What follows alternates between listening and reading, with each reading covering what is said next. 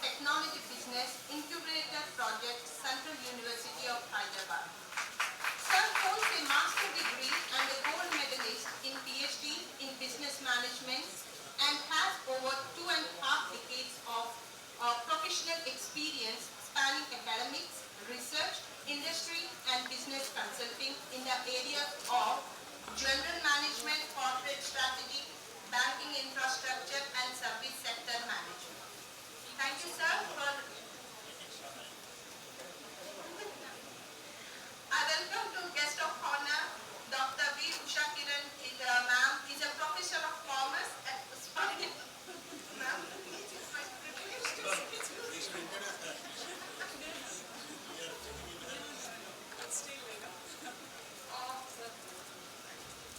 And I request coordinator of the program, Dr. Kamala ma'am, to come and occupy the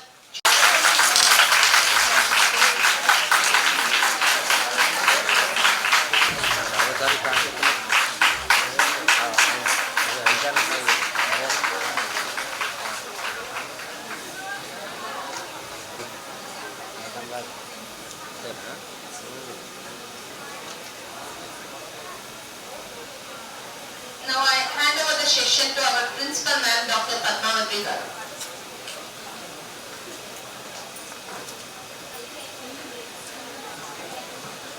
Good evening, everybody.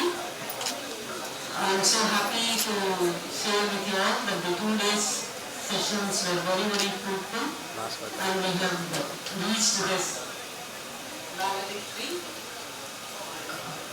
And it gives me immense pleasure to thank the guest today, Professor Usha Kiran ma'am, and then Professor Dept for accepting our invitation and being part of this valedictory session.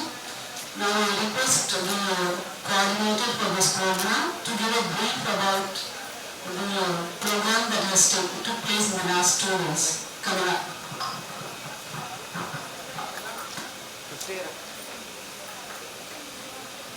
Good evening, everyone. Dignitaries on the dais and off the dais, on behalf of the Department of Political Science, Government Degree College, Begumpet. The destination, I think, reached to an end. So we have actually for this session, we have received almost 168 papers. And we have conducted online presentations also. Apart from this, we have also invited international speakers from abroad.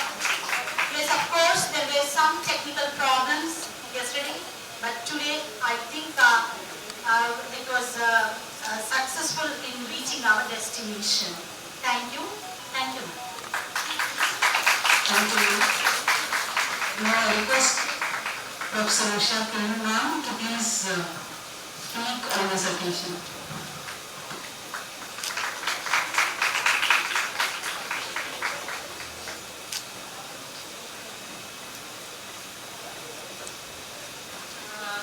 Very good evening to all of you. Professor Venkatamma and Madam Padmavati, Kamala and all others. And the most important persons, the audience, we have been exposed to so much of the research works that are being taken up in this particular area. And first of all, I would like to congratulate the Government Degree College, Begumpet, for having come up with this idea. It's great. That definitely great applause.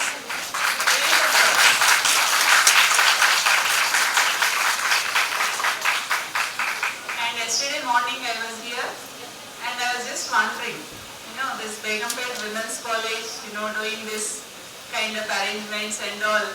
We were just, surprised and we felt where there is, women, there is something like most colorful. Really. So the entire ICSSR, SRC, it got color. And that too after so many years. I I can tell, because the last 2 years we haven't conducted any program. I think this is the first program with so much of pomp and show. So I really appreciate you for that, for bringing so much, focus of this auditorium, and also, being so colorful. And of course, we are not less in academic inputs. That is what I heard. So just now, Kamala was sharing that so many papers and many international speakers. And I've seen yesterday's morning session. It was wonderful. So I'm not just telling for the sake of appreciating, but you should do all such programs year after like this only. It should be a benchmark. So maybe you have got some youngsters here, young teachers. Please take this as a benchmark and see like how efforts are being put up into such a show and such academic oriented program. So all of you should emulate this kind of exercise that has gone into conducting this particular program.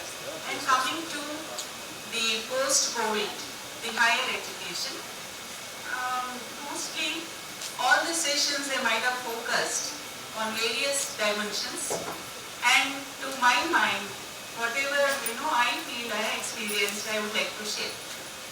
So for me it was something like an experience, a great experience, because earlier we were not used to this kind of online teaching. And all of a sudden people ask, okay, you go into online teaching and start teaching your students. The first thing is how to assemble the students. So somehow we created a WhatsApp group and we posted message that all of you should be there. And to our surprise, we thought that we are going into their house through this, isn't it? So, but students were reluctant and they were not really there. Then we inquired, what happened to you? We are coming to your house, why are you not accepting us? Then they said, ma'am, there is internet connectivity issue and we stay in far off areas where there is no connection, or I put up so much of data and that is not sufficient. So all these were the comments made by the students. Then we realized that okay, these are the facts what we have to understand, and then we went on going with whatever number of students they were there in the class. And later on, of course, we used to share some videos and then some kind of materials through WhatsApp, so that there is a way to connect to the students. That is what we understood. And later on, of course, the online teaching and online certifications, all these are there, existing. But the importance of it could not be understood by the students. Now when we look at the MOOCs course or the SWAYAM or any other thing, we find that most of the students are enrolling themselves into those courses, and online they are learning a lot. And this kind of learning enhances the skills which are necessary for their development. That is what we feel. So when we say a student of commerce, if she or he is going for any kind of theory, it's not so useful. But they'll have to learn how practically we can really implement them. So all these things like business analytics or using of technology or using of Excel or using of Tally, all these things are the important aspects which the students have to learn. And when we look at these things, these are possible with no cost to the students once they enroll themselves into these courses. And if they want any certification, remember they'll have to pay some fee and then write the examination and get the certification. You may have to educate your students telling that the additional certification is so important in their careers, and if at all they are to be fit to the industry level, they should definitely have some additional certification, and not just certification but real skills they should acquire. So this can be done with the help of online courses. one thing is missing, that is the connectivity between the teacher and the taught. So if one can ensure this, how the teacher can connect with the student, I think this kind of digitalization or online programs are really good. So that is where the challenge lies to the teachers as well as the students. And another aspect what we have to think about is the infrastructure. So we have the Vice Chairman, the State Council of Higher Education. Most probably, sir, we are looking into this ideally, the infrastructure.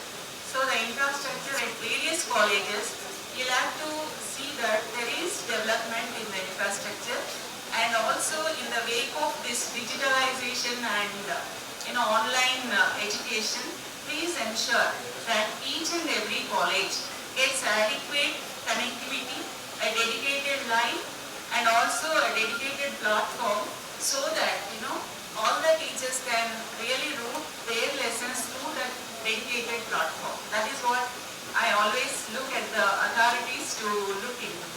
So this is one suggestion I can just give it to you, sir. I think that is there in your mind already. Maybe you are working on it. But one China example I can tell you, sir. Initially, actually the coronavirus broke into China first, and what they have done is immediately they have closed all the schools, and they have developed one app, WhatsApp, and all the students were connected through that app, and all the education has gone through that particular app only. So only one app for the entire school students, and that really catered to the education. But in India, what has happened to the school education when we look at, sir, we have one dedicated platform, but the thing is, it is only through the TVs or I think TVs only. And that too, there is no connection between the student and the taught. And how do you expect the school students to catch up? And when the higher education students themselves, they are not able to connect with the teachers, and how can we really expect the school students to connect with the teachers? It was a question, a very big question, where there is now a lot of big divide, which is a digital divide that has occurred. Earlier we used to have the divide between poor and the rich, but now the divide is between digitally haves and digitally have-nots. So if we can really address that problem, that would be a really great thing from the government point of view. Therefore, some measures may be taken up. So these are the few things which I wanted to share. I know that you have been here for the 2 long days, that is sitting in this hall, not much, the coolness and all. So I don't want to take much time of yours. Thank you very much for giving me this opportunity, and also I appreciate once again the college, the convener, for taking up this kind of seminar. So thank you very much.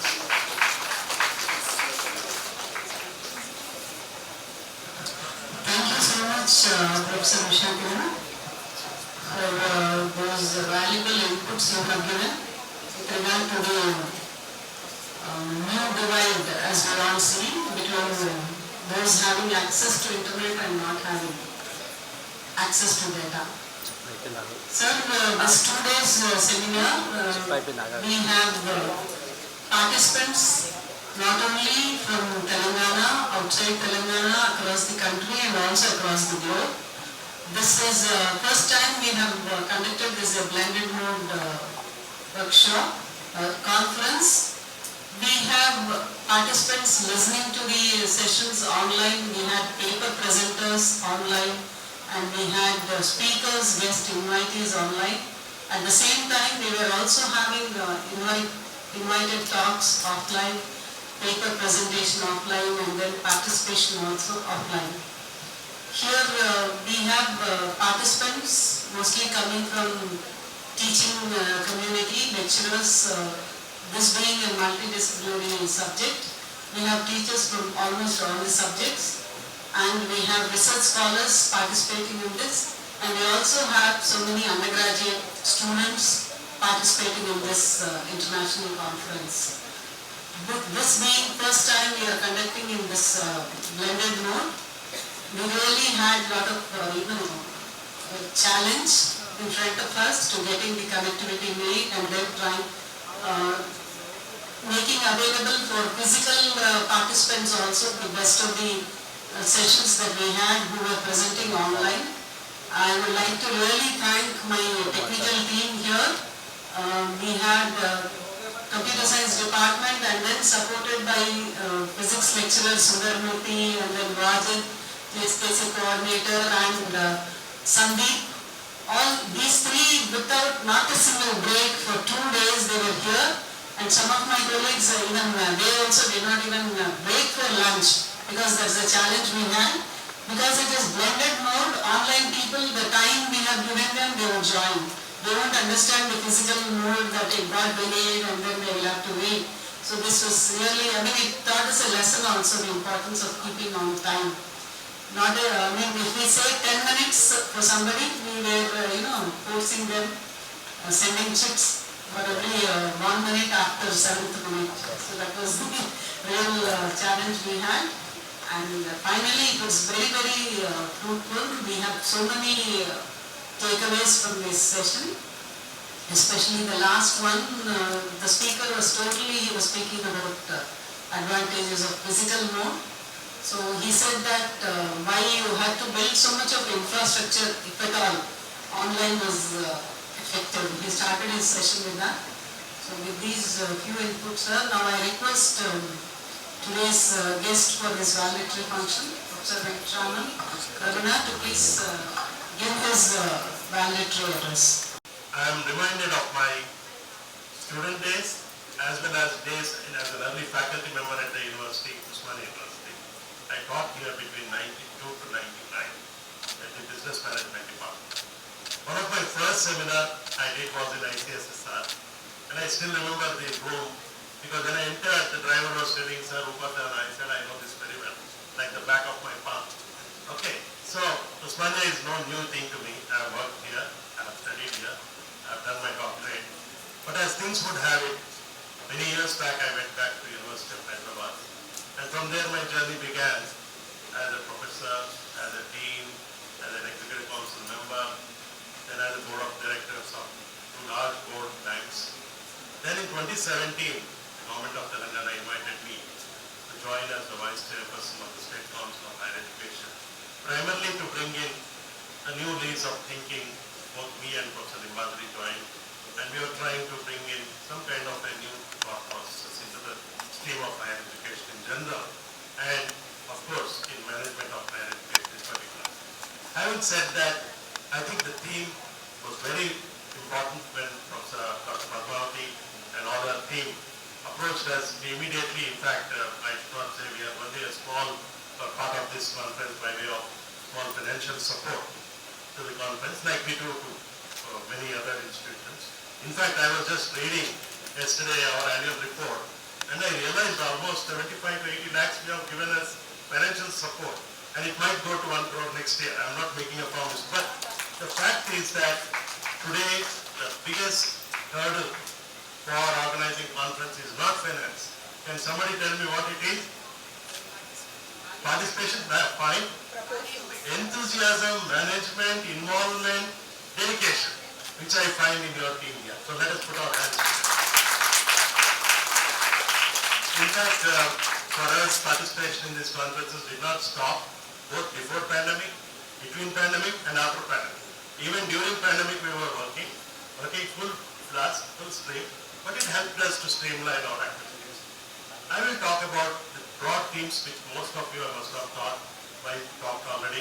Professor Gopal, my senior, my mentor, my colleague, my critic, already spoke here. So I know what the thought process of many speakers from that kind of a viewpoint, because when I was the Dean of the School of Management Studies, Professor Gopal was in the Political Science Department. And always he used to say that management is a very elitist subject. So one day I took him to my school and I showed him all the classrooms, my laboratories, And at the end he got convinced and said, yes, what is required is good management of higher education. I'm not going to criticize you from now. So that is the thing which we are talking about today. Today, as we are stepping into the new era of national education policy, what all has been focused till now is pedagogy will change, certainly. Quality will have to improve. Impact will be felt, already being felt. Emerging trends we are seeing, as I am speaking, there are emerging trends in the educational system, and of course, universalization of higher education. I will talk about each one of them in 1 minute and then come back to what my main theme is.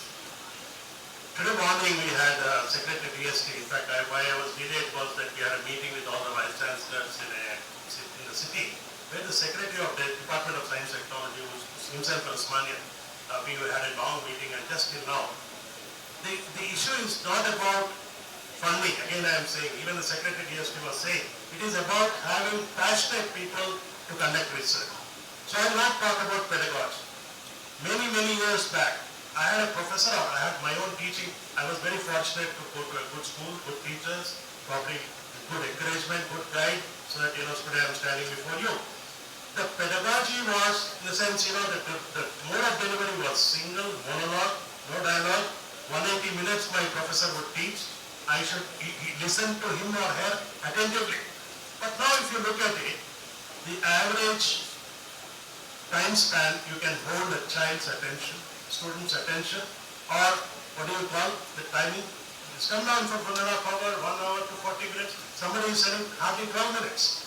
So how do you mix your offerings? As a teacher, we have many offerings. We have the smile to encourage somebody. We have we become sometimes very angry because the student is not delivering. We sometimes show compassion because the student needs attention. We sometimes become empathic, show empathy. So all these roles we play as a teacher. But when you talk about the changing pedagogy, you find that the mixed mode is coming in the sense, today we are talking about hybrid mode. After this conference, I am attending a CIA Women's Conference from 5 to 6, 6:30, and then at 7 to 7:30, then the FICCI Conference. All of them are now hybrid. So, in a sense, today we are going to have the Wings Air Show that is physical, but participants are all from a lot of countries outside. In Begumpet Airport today morning we had the inauguration. So my point is, when things are changing world over, there's no point in sticking to the old hackneyed concept which we have learned from father, grandfather, grandfather. I don't want to repeat this. I studied under the lamp story. I told my daughters the other day that I will not tell you anything from now, because whenever I say, you say you are repeating something which is a thing of the past. So remember, my dear friends, it is not that I am criticizing the past, but we have to live in the future.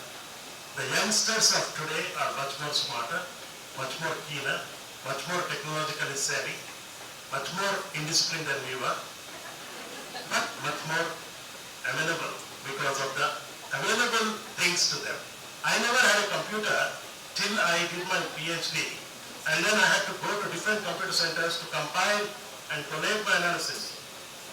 Today, my faculty, the moment he joins, I give him 5 lakh startup grant, one computer, one air conditioner, and third day he comes and says, sir, batteries are not working. I could never speak to professor about the battery because I never had even a remote. Point is, I'm trying to impress upon all of us, because we think that the technology is not an answer to human one-to-one interactions. Fine, it's there. But I will start with that device. Library has come to the laptop, the bank has come to the mobile, the classroom will be everywhere. I can read, like many people here might watch serials. You can stop. Again, at your free time you can see. So the learning will be everywhere, anywhere, anytime, any way. Got it? So you have to be prepared for that. Some of us have 8 to 9 years service more. So we may think, what is there? I can retire the way I... But no, it's going to change immensely. It's going to be from next year. Already UGC, I met the chairman UGC 2 weeks back, and he was saying that 40% can be done away. I mean, you can leave it to MOOCs, whatever platform, and next year you may have no examination. Who knows that? Because what I mean to say is that our system was predictable teaching, predictable learning, predictable questioning, predictable exam, predictable marks, predictable job, predictable life. Nothing is going to be predictable from now, because it's going to change a sea way. 80% of what we are teaching will not provide jobs in the future in 2020. So the student of today is very smart. He will or she will learn the way she wants, what she wants, how she wants. I will tell you one very radical thing which we were thinking last year. In the IITs it is prevalent. Madam Prathika just stopped me when I am over 5 minutes there. Right? One of the exams in the pandemic was in Goa, NIT, who asked, the question paper was, design your own question paper, write your own answer, give your own marks. It looks silly to all of us.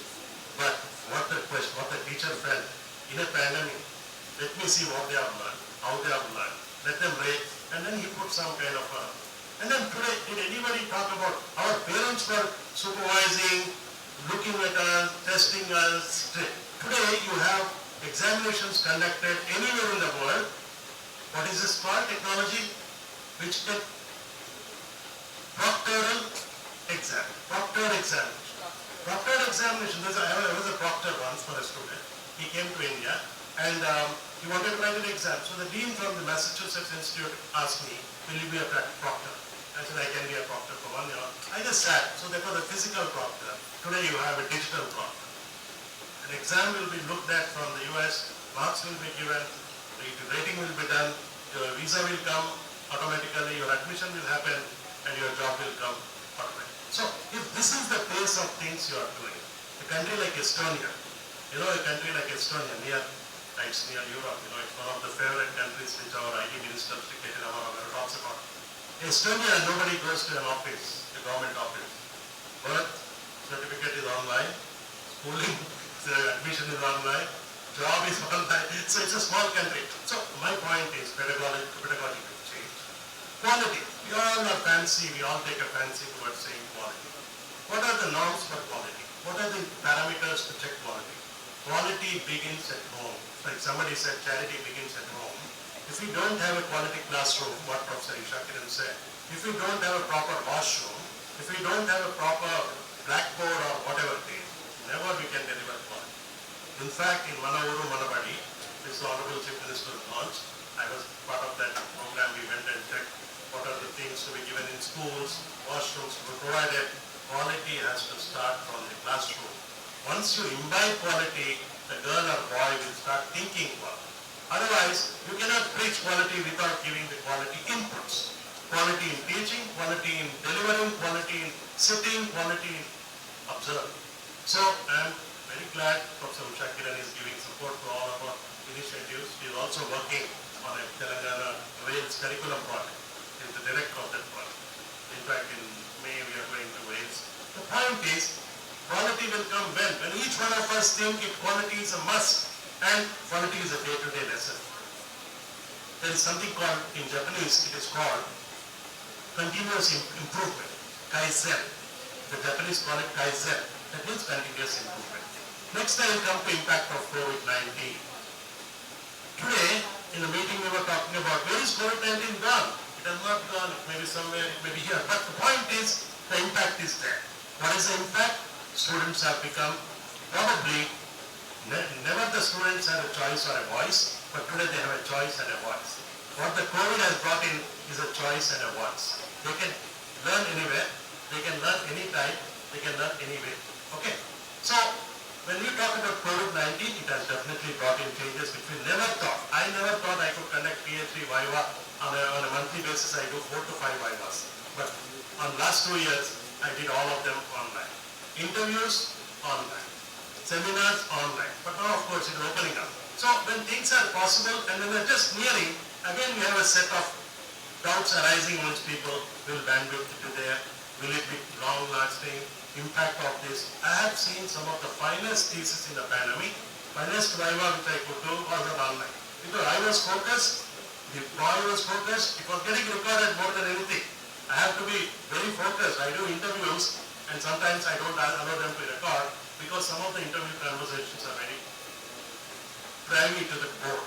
But I found interviews were very peaceful because I put my phone aside, no attender will come and describe this thing. Whereas if you are in a physical setting, your mind is also in all these directions. So sometimes I feel some serious meetings we could do in the because of the COVID, especially examination planning, scheduling, etc. Now I come to, in fact, each of these themes can take one day, but I am happy that you packed all of them.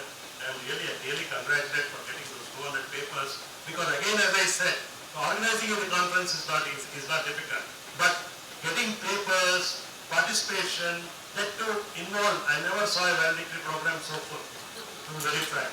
I always felt valedictory program is for sending bye-bye higher and then some remembrances of Arts College and ICS. I also am happy that the Government Degree College, under the leadership of Naji, is also looking at collaboration with universities, because we should never work in silos. Today what is happening in the higher education system, right? Most of the higher education system is in the private space.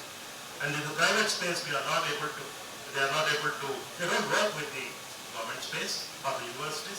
And then the government colleges should work with the government, and the universities should also give a lot of importance. The reason being, I am told by your commissioner, some of you are from higher education, there are a lot of doctorate, there are a lot of highly qualified people, even in polytechnics. So we should have a synergy. So what is going to happen is what I am going to speak now, emerging trends. And lastly, I will talk about universalization and internationalization of higher education. I will again touch upon the issue raised on infrastructure. Ma'am, I am told that the infrastructure requirement for each university approximately is to the tune of a maximum 70 to 75 crores. For a big university like Usmania, it might require 100 crores. But many times we have seen, I am not talking about university, any university, we see a what do you see? A repetitive purchase. We see redundancy in our infrastructure. Why can't Government Degree College share with 5 kilometers radius some infrastructure? So we are planning to bring in, the Telangana State Council is planning to bring in a cluster system where St. Francis College will share its resources with Kasturba will share its resources with Begumpet will share its resources with Mahila University, proposed Mahila University. I think a lot of women are there. First of all, glad the government is going to start a Mahila University.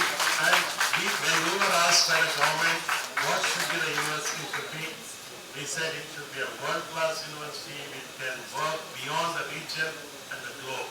So you will have people who are from top-notch experts, not only women, men, all of them working towards how do we work on cutting-edge research. So I think that's going to happen. And infrastructure needs we are addressing. In fact, we are just bringing in a document addressing what are the requirements. The most important requirement is to bridge the digital divide. We are having the demographic dividend in India. The demographic dividend would mean the average age of the population is very young people, so we need to get them to the classroom.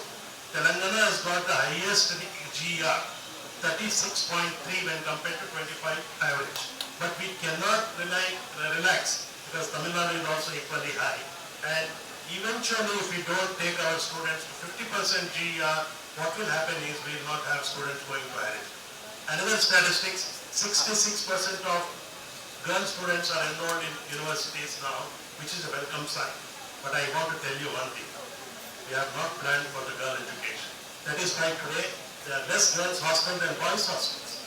We are worried about it. In fact, when we recently inaugurated a girls hostel, boys hostel in Nizam College, our minister was asking why not more girls hostels. So we need to concentrate on infrastructure, digital infrastructure, physical infrastructure, and then the faculty. Government of Telangana has recently, in fact 2 years back, announced 1,061 positions of faculty members. We are working on it, modalities of filling up these 40 faculty. And there are so many things on our consideration set. But what is required is today, is that this attitudinal change, that higher education, if it has to be meaningful, if it has to reach the last mile connectivity, if it has to be useful, it has to be purposeful, it has to make employable, all these things we need to see in 3 areas which we are working. The first and foremost is the curriculum. We cannot afford to have curriculum outdated, obsolete, irrelevant. So we need to involve industry experts. We need to involve people in the field. We need to involve, okay, done?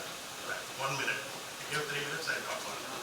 Because I too am in a rush. But when I see people, or opposite me, I feel happy because For a professor, if there is no class, such meetings become a class. So, so the first thing is curriculum. The second thing is internship. We are very keen that we want to do a matching and batching. The National Education Policy is also talking about it. We want a child, a girl or a boy from Adilabad, Karimnagar, Kagasnagar to have an internship opportunity, whether in commerce, arts, management, political science, any field, they should be having. I think now you have some SEC or something like this. We will, in fact, I was in the task, I was at the CEO task in the afternoon. We are trying to build up an internship portal where we will do the matching and matching. And lastly, innovation, incubation, entrepreneurship. I sit on a board of a large institution, and every year when I ask them how many people are going for placement, it used to be 98%, now it has become 72%. That means large number of students are going for entrepreneurship, innovation, out-of-box thinking, how to create social enterprises, NGOs, isn't it? A lot of women are coming into the forefront. I met Dept, who's the CEO of BHub in the afternoon. So, innovation will have to take place.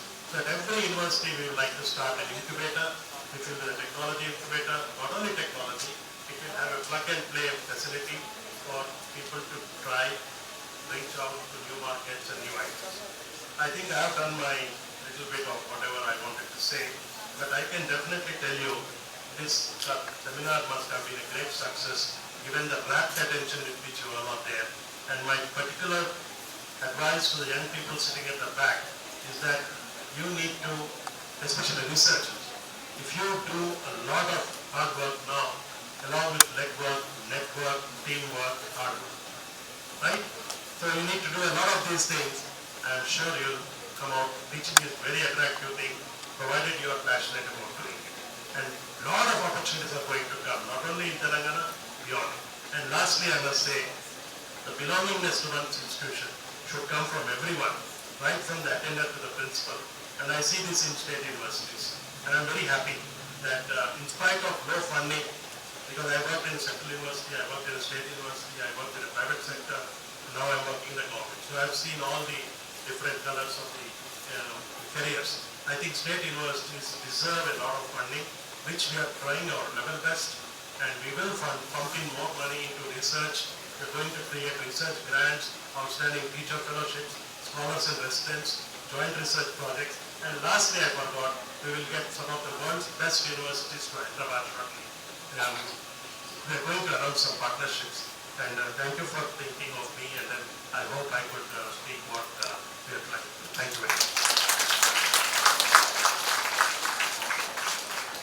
Thank you so much, sir. I know this, you can go on and on for 1 more hour. You have touched upon so many aspects and you have given us the roadmap you have in front of you in terms of building quality and infrastructure in our institutions. Thank you, sir. Now I request you to please give me certificates to some of the participants who have also presented papers. Professor of Political Science. Leslie Mahabindu, scholar from Vignan University. M. Anusha, lecturer in statistics. Dr. S. Jhansi Rani, assistant professor of commerce. Anita Abraham ma'am, associate. P. Manjula, assistant professor in commerce. Dr.K.Kamala Nibasha, Department of Education, CMJ University. Okay. Manesh Namineni, PhD research scholar.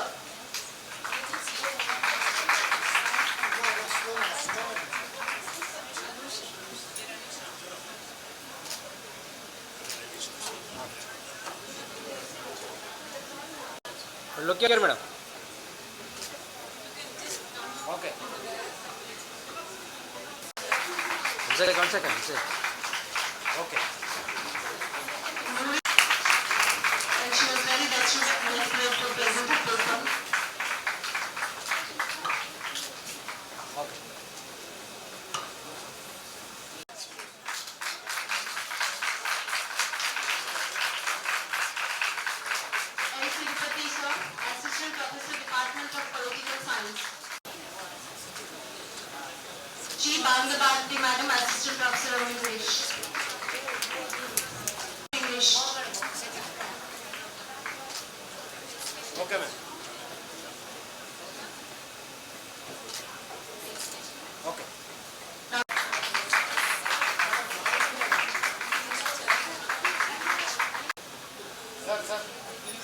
Sir, look here, sir. B.A. Rajini Kala, lecturer in commerce.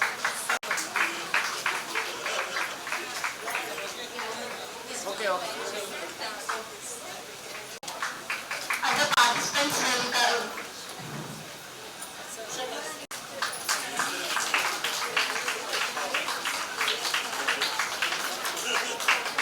will have felicitation first. Later you can collect your certificates. I hand over the session to Ramachari sir for the felicitation announcement.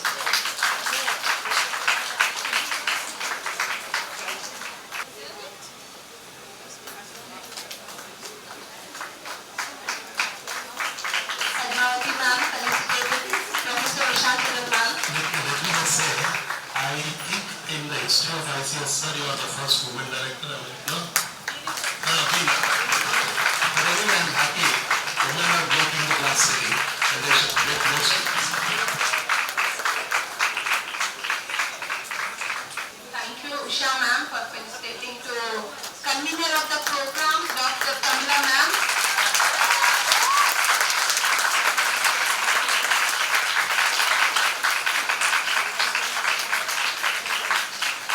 I request Usha ma'am to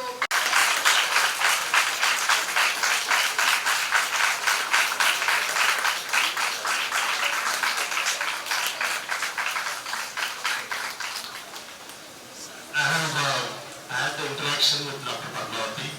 When we meet in government in the meetings, she's a very wonderful principal, and I wish her more success. now I request Venkatraman sir and Usha ma'am to felicitate to our principal ma'am, dynamic principal ma'am, Dr. Padmavati.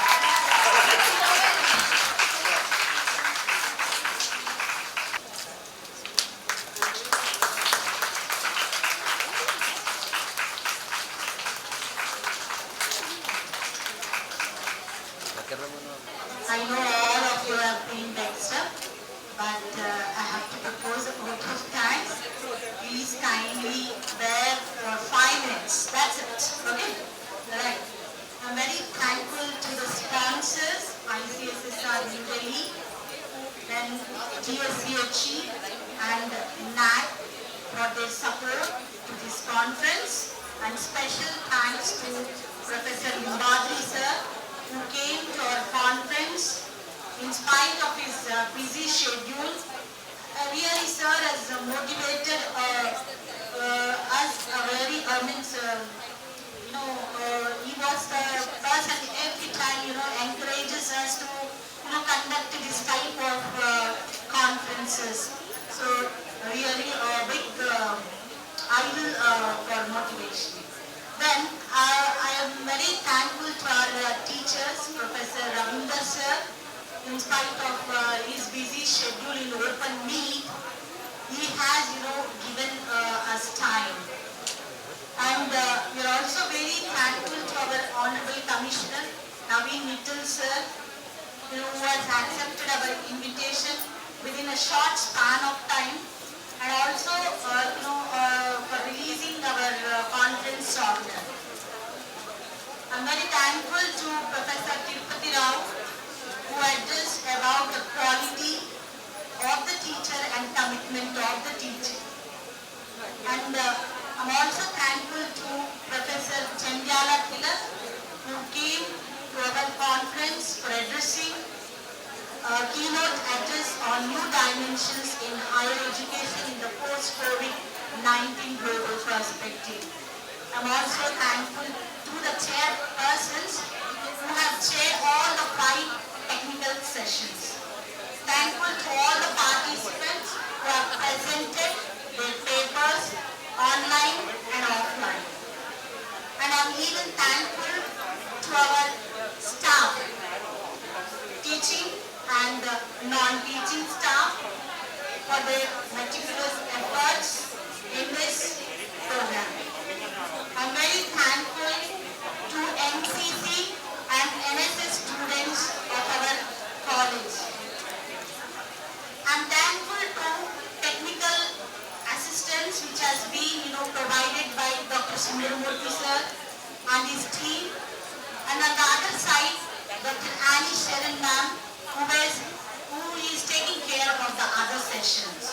Really, it's a great effort. Then I'm very thankful to international speakers. So,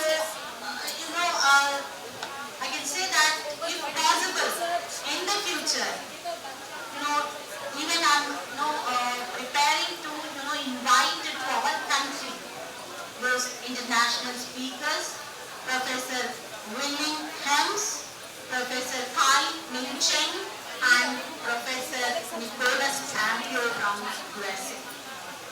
So then I'm very much thankful to all the committees which are being framed by our college, who have put efforts, lot of efforts.